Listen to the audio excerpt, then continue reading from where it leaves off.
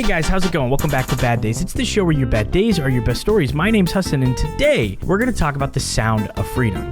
Sound of Freedom is a movie in theaters right now, and it's really been the epicenter of a lot of controversy and conversation. It's a very Christian evangelical take on human trafficking. A lot of the other coverage of this movie was surrounding the conspiracy theories that have been kind of running rampant. People going to see it at their local AMC, having the lights dim, having the air conditioning out, and a lot of the Christians watching the film are believing that this is Hollywood's way of stopping you from seeing this film, which has emboldened interest in it, both the right as well as the left, at kind of saying that these guys are nut jobs and conspiracy theorists. So I had to go see the movie myself and give you my honest take. So I saw this movie about, I would say, a week and a half ago now, and I've been putting off making this because I hate to say it, but it's kind of just a movie. There's nothing about it that is tremendously egregious. It's acted relatively well. It has a scene in the beginning I really dislike, where it depicts these children who are about to be trafficked. Their dad brings them to a place that has a casting for young actors and young models, and it really sexualizes the children. It makes them take off their headband, kind of like play around with their hair a little bit more, do things that are, and I think I'm doing a really bad job of explaining what it does, but it's an intentional scene to sexualize the kids to lead to them being trafficked. I immediately was kind of uncomfortable by it. It took me back to Cuties and the controversy and the conversation surrounding that, where it's like you want to bring to light this situation, but you're almost portraying it on screen. And for the people who are deviants and pedophiles and creeps, they might flock to this film just to see that scene, which really made me a level of uncomfortable I wasn't okay with. But outside of that, the movie portrays Jim Caviezel, the actor who most prominently known for playing Jesus in Passion of the Christ, a very Christ-like figure even in this film, so kind of a prominent figure in the Christian community, as well as the QAnon conspiracy movie, which is kind of why this movie is in such controversy, because everybody in it has direct ties to kind of messed up, scary, deranged things. Jim Caviezel talks pretty prominently about adrenochrome, which is this really batshit crazy conspiracy theory that's about like taking children's blood and drinking it for their life essence. I couldn't explain it any better because it's so deranged I don't understand it. But the movie is about Tim's character kind of going from a Homeland Security who's stopping a raid of a guy releasing pictures and inappropriate videos of children that are being sold on the black market. They take him into custody, and another agent confronts Tim with the fact that how many of these busts have you done? How many pedophiles have you brought in versus how many kids have you saved?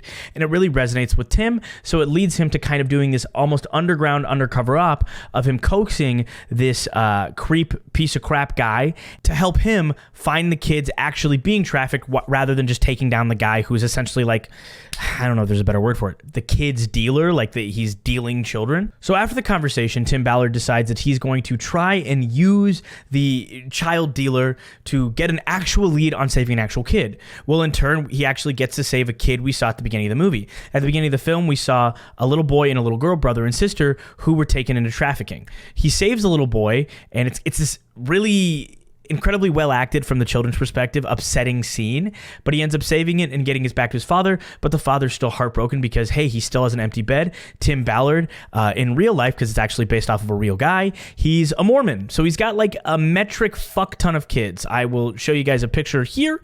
So he's got a lot of kids, and they really lean into that throughout this film to show the themes of family and faith throughout. But Tim Ballard, he decides that he's going to talk to a superior officer, and he's going to try and get some money to go to another country to try and save this little girl and maybe some other kids along the way. It's very much this Christian superhero kind of guy trying to be Christian Batman. Got Christian Bale, Batman. Let me rephrase that.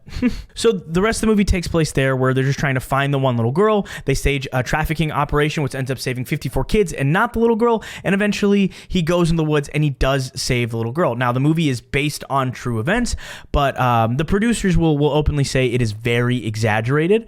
Ballard won't do that as much because in real life he's kind of a nut job, but we'll get to that. Overall, this movie, it's not that egregious. I think the worst part of the movie comes at the end. Personally, I've seen a lot about Angel Studios as well as OWR, Operation Underground Railroad, which is before going into the movie, I already had an inkling of what it was going to be, and it's an organization that I'm not too keen on supporting.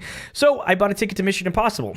And then I went in and I sat down, and it was a theater about 5 people, which was kind of interesting to me because when I looked on Fandango, the seats were almost sold out. I didn't find out till the end of the movie, where Jim Caviezel comes on for 3 minutes to basically encourage you to scan this QR code and buy people a ticket to it, because they say this is a movie Hollywood doesn't want you to see. What I think is immediately really scummy about that is that none of the proceeds from this film are going to any type of human trafficking support organizations or sex trafficking organizations. Not even Operation Underground Railroad, which is the human trafficking organization founded by Tim Ballard himself, even though recently, as of recording this video, he's actually been removed from said organization. So it's not going to fund anything. It's just lining the pockets of the producers, which is crazy because the whole point of this film or the whole marketing campaign is that this is the movie Hollywood doesn't want you to see. It was filmed in 2018 and it hasn't been shown until 2023, and that makes it's this thing, and it's just kind of nonsense. It just doesn't make a whole lot of sense, and it's crazy. So the notes I took, really not that many. I took one note that is a quote from this movie that I really thought was hilarious, where all the music cuts. He looks at the camera directly and he's like, "Tim, why are you doing this? Why don't you just go home? You already saved the kid." And then he looks at the camera and he goes, "Because God's children are not for sale."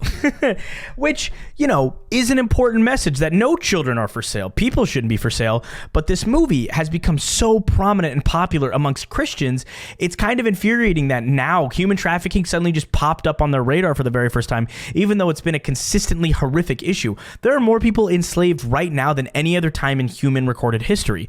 That's terrifying. But now it seems to matter to Christian people because it's this Christian film. I took a note that said, "Heroes jog." Tim Ballard, the selfless hero. They actually have a couple scenes that just depicts him jogging around town, doing some push-ups, getting ready to go save children. It portrays human trafficking as this very gung-ho, go to another country, guns a-blazing, save all the children kind of situation, when it's not. The biggest supplier of children in the entire world for trafficking is actually the United States of America, and the biggest buyer of trafficking in the world is also the United States of America. The only Americans portrayed as traffickers in this are two white men, one who is this skinny, stereotypical cookie cutter, creepy looking dude, and one who's a larger guy with also a pedophile mustache, creepy looking guy who was obviously creeping on a little boy in the film.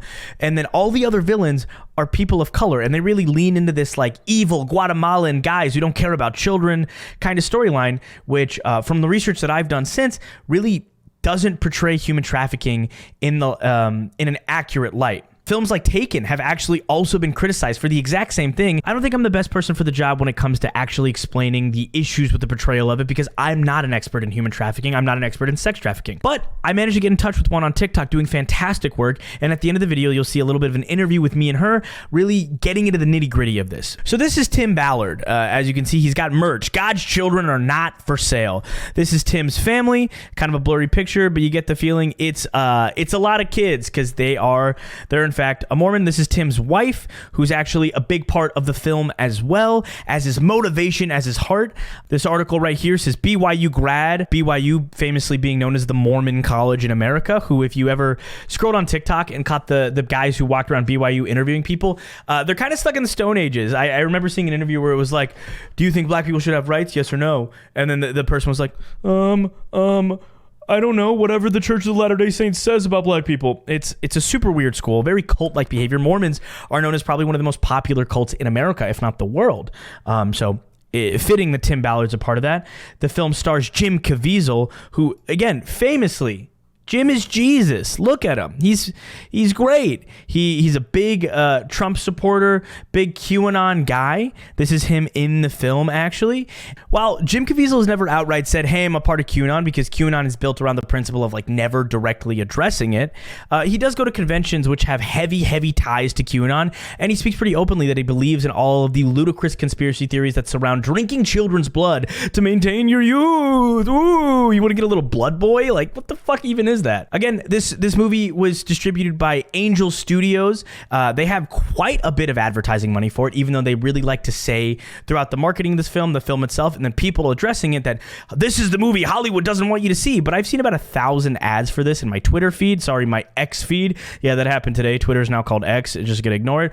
This is the little kid I talked about earlier from the movie. It's been really interesting. This is a really valid talking point that I actually saw in the comments earlier. Where were all y'all when Trump was literally stripping kids from their parents when they crossed seeking asylum? Some parents still haven't been reunited with their children, and a lot of Republicans in the comments arguing. So just very frustrating, culty thoughts. The whole situation is really frustrating because it feels like this is the first time human trafficking has ever been a thought in the minds of the people who are watching this film, and that's insane because it is such a global issue. So I'm from Birmingham, Alabama, which means I grew up in the Bible Belt. I grew up around a lot of Christians, and to be honest, I really distanced myself from anybody who is specifically evangelical.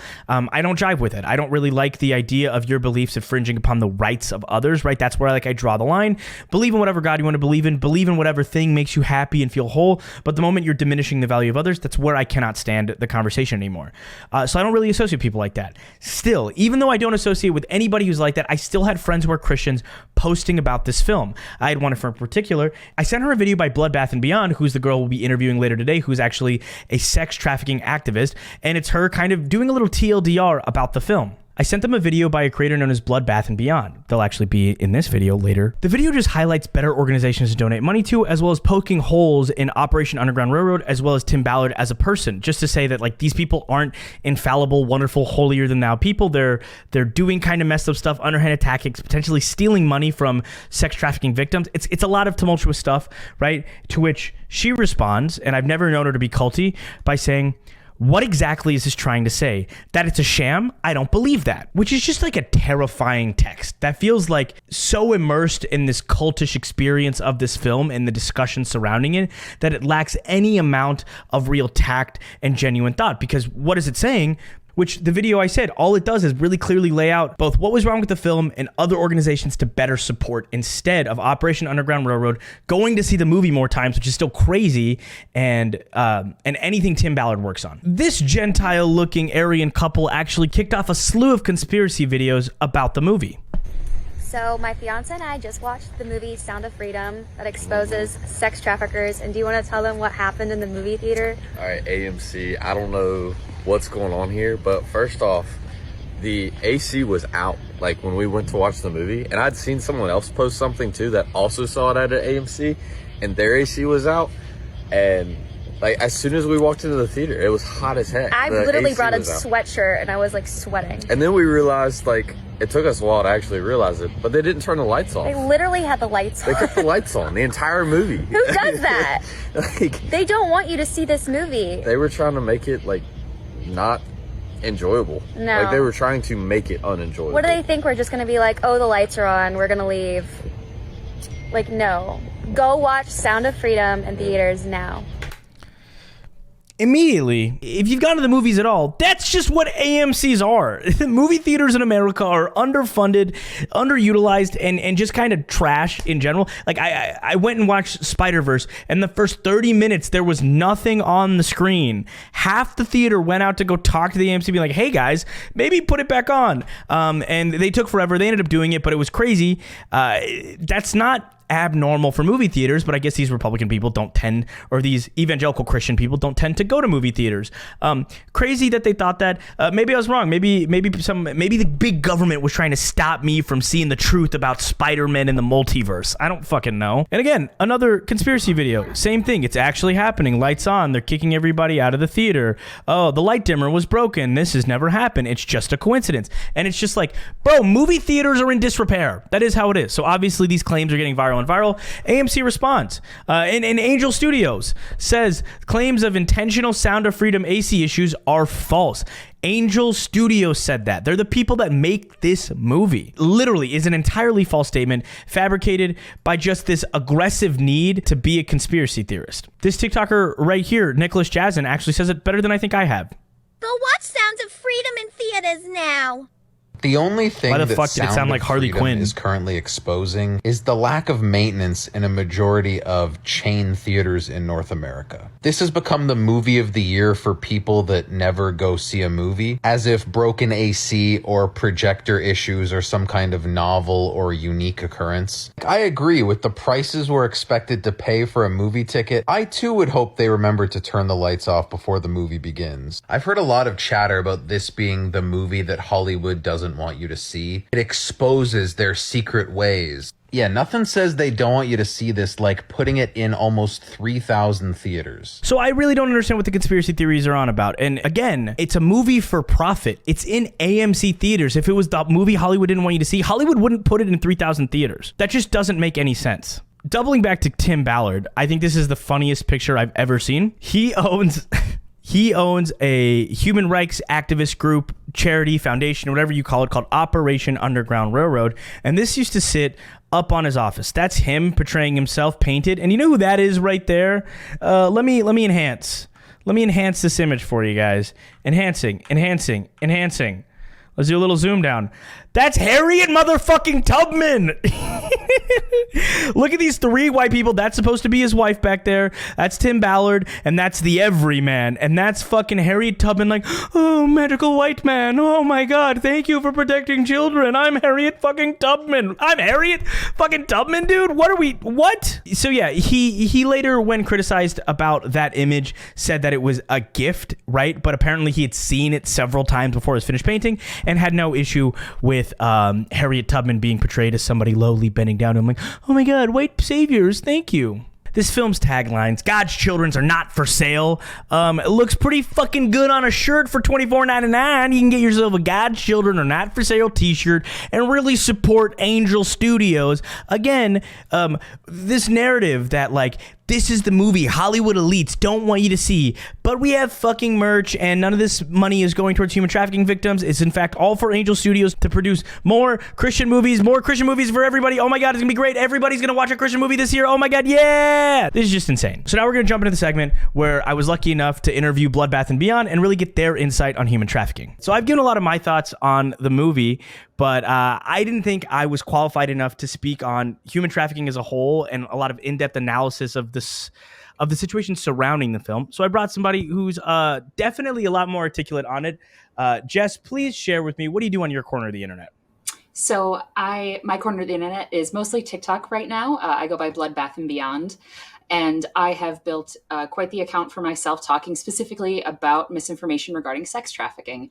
I originally was just filming silly little, I think it was Dungeons and Dragons videos to start. And after I'd been on TikTok for quite some time, I had gotten exposed to a lot of what I immediately recognized as misinformation around sex trafficking, because we see a lot of those viral hoaxes going around about seeing different things placed on your car in parking lots or suspicious strangers at Target and like these weird signs to look out for that I personally have experience in sex trafficking from a younger age. When I was in college, I had actually been trafficked by my boyfriend. And it took me a very long time, actually, after leaving that relationship to even learn that that's what had happened to me and that's what I had been through, because eventually I had been educated once I had started working at a local domestic violence shelter, and I'd gotten in contact with educational material that had helped put in perspective to me what trafficking actually looked like. So I already knew going into it that a lot of that was misinformation. And then that's when I decided to cater my content more towards talking specifically about sex trafficking. But I also cover labor trafficking as well. Yeah, I have only recently learned the distinction between sex trafficking and labor trafficking through the Sound of Freedom content that's been popular, both criticizing it and praising it. I saw somebody from the Mormon church talk about how a lot of Mormons, if not all of them, are basically labor trafficked in one way or another through the mass majority of their lives if they're like a big part of the Latter-day Saints church. And I didn't even know what that term is. Could you actually explain labor trafficking? Yeah, so trafficking as a whole is forced labor against your will in some sort.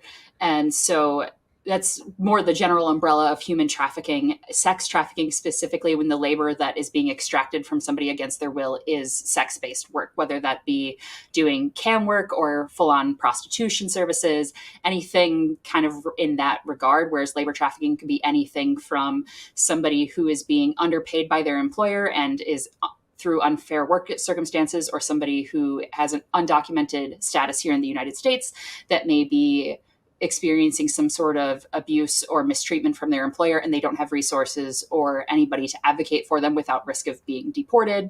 So they're somehow being taken advantage of in their labor. Sound of Freedom has a very specific version of sex trafficking. How do other sex trafficking, human trafficking organizations feel about the portrayal of it in this film? So a lot of organizations have come forward already letting people know that while it's amazing that individuals are so interested in learning about trafficking and they're reaching out to these organizations asking, how can I help? How can I get involved? We love that there are more people interested in solving this problem. A lot of organizations have had to remind people that the Sound of Freedom portrayal is very, very, it's not the standard. That may be the individual instance of trafficking for these specific individuals. They say that this was based on a true story and that they have taken some creative liberties with it. But overwhelmingly, this is not how child sex trafficking usually plays out. Oftentimes, children are trafficked by their own parents or by loved ones. They oftentimes don't leave their own communities. They're not being shuffled around. While it does happen occasionally, the vast majority of children stay within their own neighborhoods.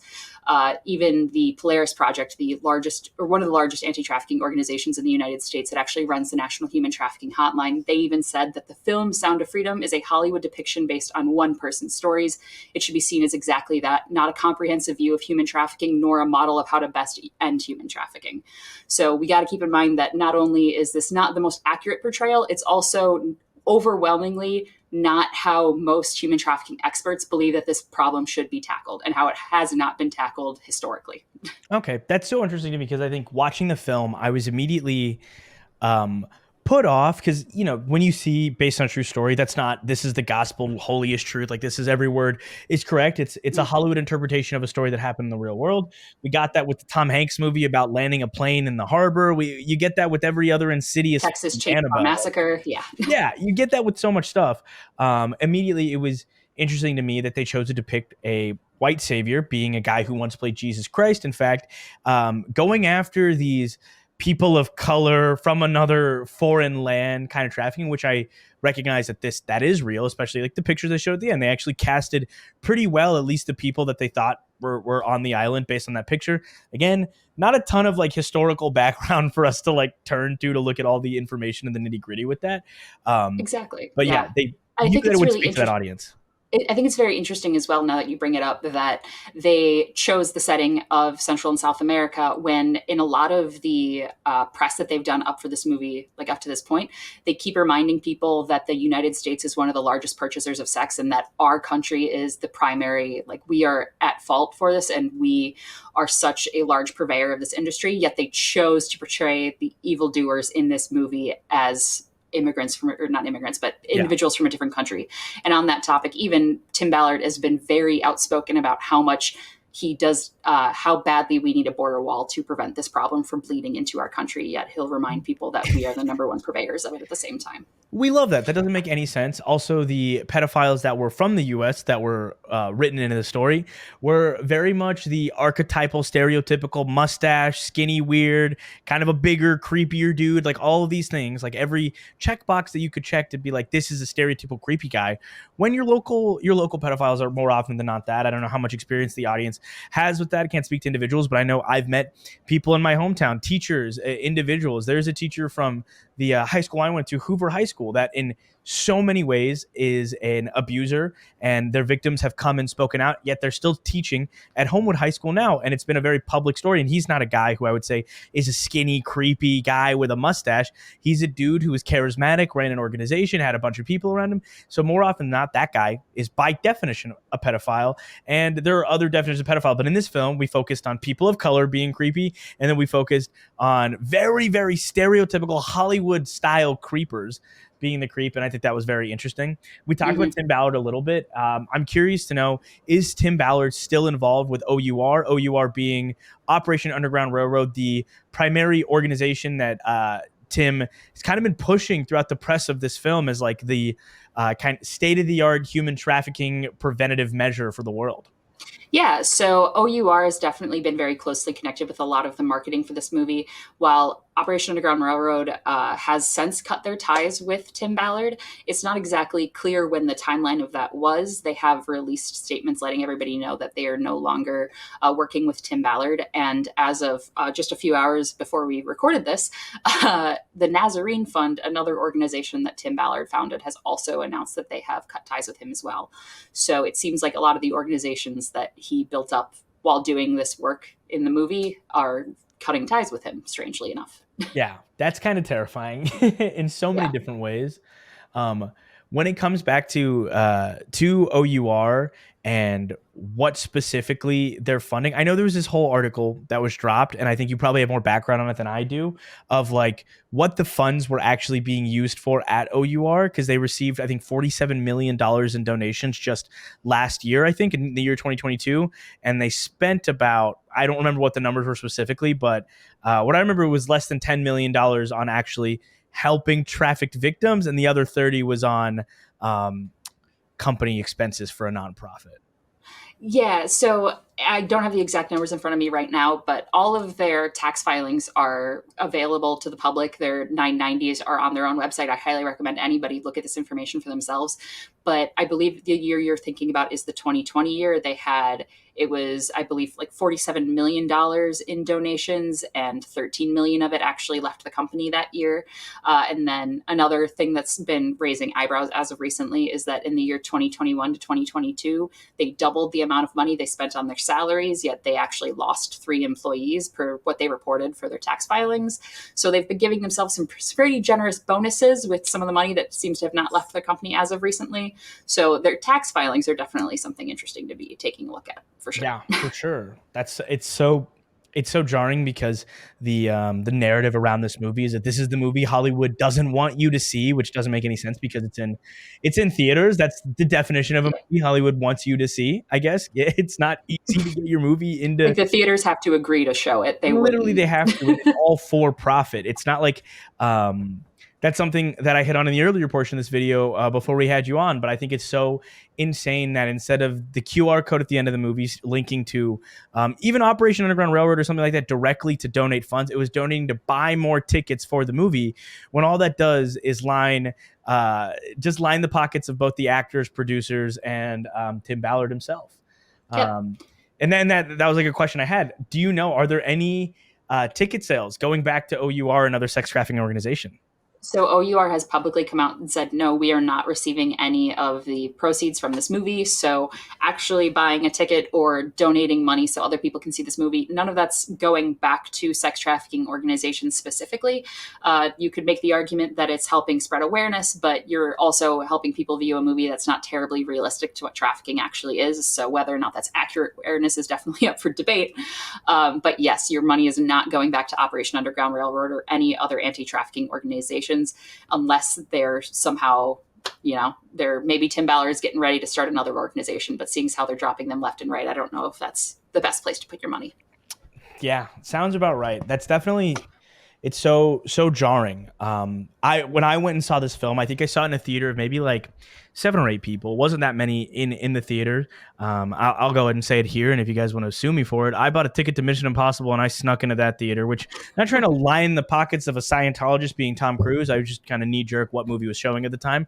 Wasn't going to support this movie.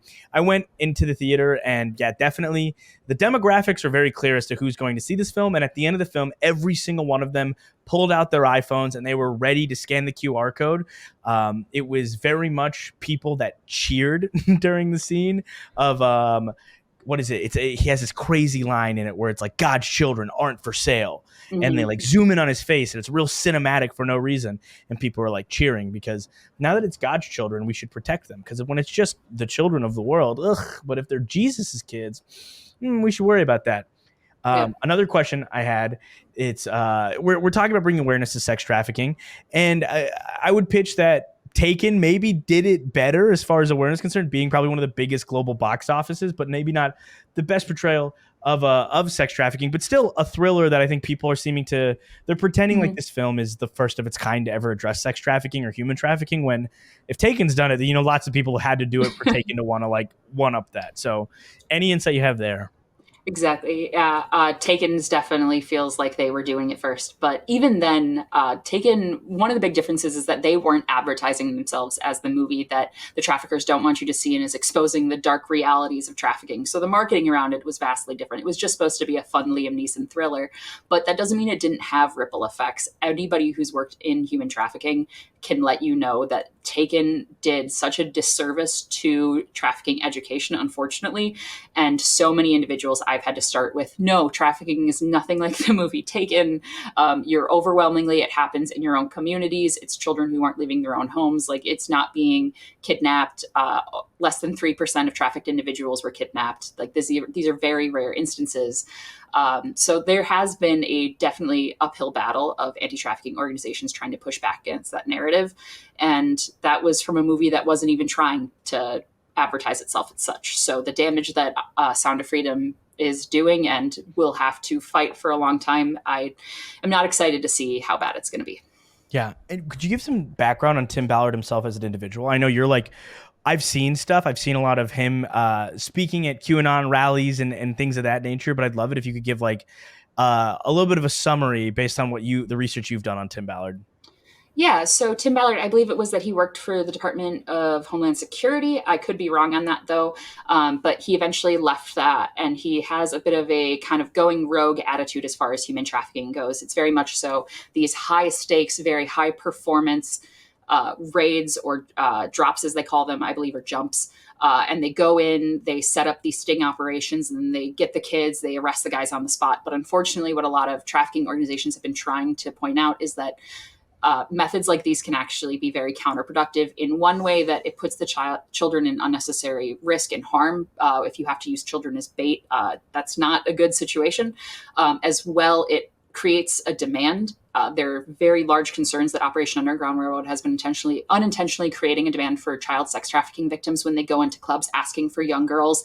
If they didn't already have young girls available, now they have to go get them for Operation Underground Railroad. So young children are being put in situations they otherwise wouldn't have found themselves in. So there's definitely been a lot of pushback from very early on in Tim Ballard's operational, how he chooses to pursue these operations. Gotcha. And then to speak on his like more right wing beliefs and things of that nature, just because I think the audience could really benefit from hearing about the kinds of things this guy talks about and supports. You mentioned that he's really into building that wall and keeping immigrants out of this country, and quite a few other pretty harmful things. I saw him speaking on the LGBTQ plus, and it was very jarring to hear for sure. Yeah, unfortunately, he has decided that the people that need to be attacked to most immediately address this human trafficking problem is the woke left agenda. So a lot of the press releases and like the movie circuits he's been doing for this involve him talking about the trans agenda, building the wall, tackling back against anything that the left is trying to pursue. So there's definitely quite the right-wing swing to all of his activism. As well, he has openly promoted the Wayfair conspiracy when he was still the head of Operation Underground Railroad. The Wayfair conspiracy had blown up.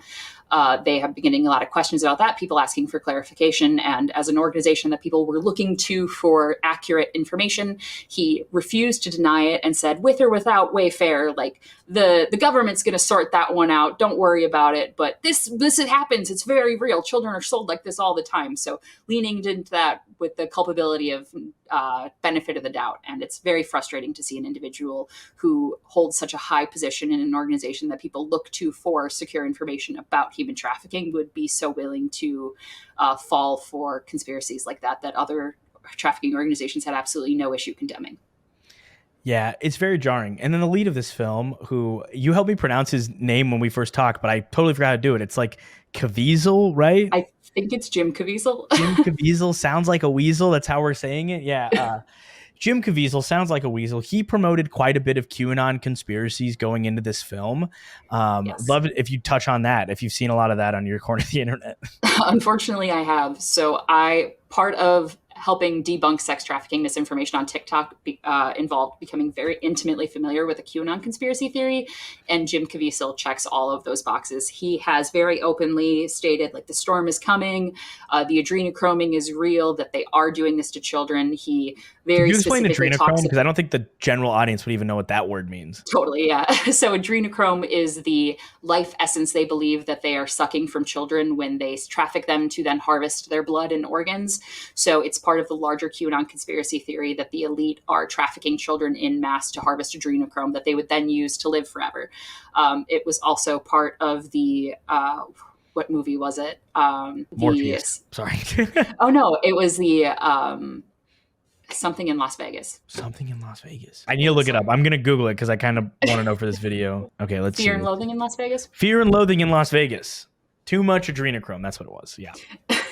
But yeah, so it was part of a Hollywood movie that turned into a larger conspiracy. And now Jim Caviezel has been very openly promoting it. And he believes that the elites are all in on it. And he's been very, very clear about that from the beginning. And he even goes to QAnon conferences and promotes all of this. There was the Patriot Shutdown Showdown, something like that he went to. You can find it all online. It's quite cartoonish. The Patriot Shutdown Showdown is a crazy statement. Yeah, I think that's super jarring, and I also love the term the elites right-wing people hoard more wealth in capitalism than any other person, so the elites are them. So the final edit of Sound of Freedom was also done by Mel Gibson. was it really? That makes a lot of sense, that anti-Semitic piece of shit. Okay. Yeah. Sorry guys, didn't mean to. I'm not Philip DeFranco. You guys don't come to me for news. You're coming to me because I'm about to let rip on this stupid ass movie that just, it sucked in so many different ways. So final things, and I think that this stuff is real. This is really important to me, and it's a big reason why I brought you on rather than just kind of like hearing you out and then regurgitating this information myself. What are some of the organizations other than OUR where people can donate their money to support victims of trafficking? Yeah, so there are a lot of anti-trafficking organizations out there, and they all vary in scope, size, who they specifically cater to. Human trafficking is a massive problem. Labor trafficking actually accounts for more trafficking victims than sex trafficking. So if you're interested in kind of helping with both, there are a lot of organizations available. There's the International Justice Mission, IJM.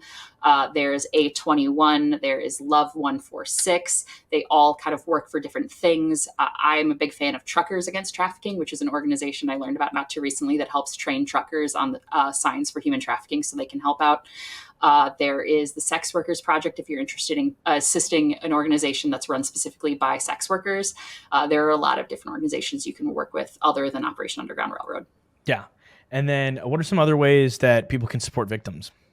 Yeah, so one of the most common ways that you can support victims in your neighborhood, because a lot of people like to think that these are problems that happen in other countries, but sex trafficking happens in absolutely every neighborhood across the country. Oftentimes, victims of trafficking receive their first resources from domestic violence shelters, teen youth shelters, shelters that specifically work with LGBT communities or BIPOC communities or most vulnerable populations for trafficking. So any of those support systems that you'd see are great resources for individuals and would be a great place to volunteer your time if you're available. Gotcha. Well, is there anything else that you want to talk about specifically with this? I know you've had a lot of experience with people kind of harassing you and coming after you, especially since the Sound of Freedom has become suddenly at the forefront of sex trafficking rather than the individuals and the awareness for the cause itself. It's becoming more of this politicized, conspiracy theory fueled shit show, for lack of a better word, honestly. Anything else that you want to say on that or share your experience with right-wing people harassing you or anything of the sort? Yeah, it's definitely been a fun experience with the kind of pushback I've been getting. But what I like to just remind people is that if you're interested in assisting with the massive global problem that is ending sex trafficking, one of the first things you should do is start engaging with conversations of people who've been working in it but long before you and understanding kind of what work is being done, what's been established as the best or worst methods, if you want to go about Tim Ballard's method. But just get engaged with individuals who are already doing the work instead of kind of assuming that this one movie is kind of representative of the whole problem, and definitely be listening to victims and survivors who are speaking out against this movie. It's really easy to assume that it's just the leftist agenda and, oh, because it's a faith-based film, that's why nobody likes it. But these criticisms are valid, and they're coming from organizations that we've trusted up well before Operation Underground Railroad came around, so we should still trust them moving forward. So just listen to the community that's already been doing the work. Awesome. Well, hey, thank you so much for being here with me. And yeah, guys, go support everything Jess just talked about. Check out Jess over on TikTok. I'm going to link everything below. Make sure to support organizations this mattered. I obviously don't cover content like this super often, so you're going to want to go to a place that does a much better job of it to kind of bring these situations to light, and then, you know, ignore stupid right-wing nonsense when it comes to situations involving humanity, because more often than not, they're on the other end of that regardless of what their faith dictates. So, but yeah, guys, that's my review and my thoughts on this very controversial film. Very frustrating to see the dialogue surrounding it is very conspiracy addled, and I think if you're an adult, it's important to be media literate and be able to watch something like The Sound of Freedom and kind of understand the propaganda tactics that are being used in a film like this, because it's not super overt. Honestly, you could watch that movie and get nothing out of it other than the story, but it's important to be aware of the other things that are feeding into other people's lives. Also, human trafficking, very real, disgusting, upsetting issue in the world, and I hate to say it, but just because it suddenly matters to Christian doesn't mean it's any more of an issue now than it was yesterday. And hopefully all the people that saw Sound of Freedom and supported this movie and bought people tickets over this next year will actually give some of that money they felt so freely to give, to actual human rights and human trafficking advocacy groups rather than your local AMC theaters and Angel Studios. But hey, I'm Hassan. This is Bad Days, the show where your bad days are your best stories. Sorry for the deep sad topic. We'll watch something funny next week. Bye.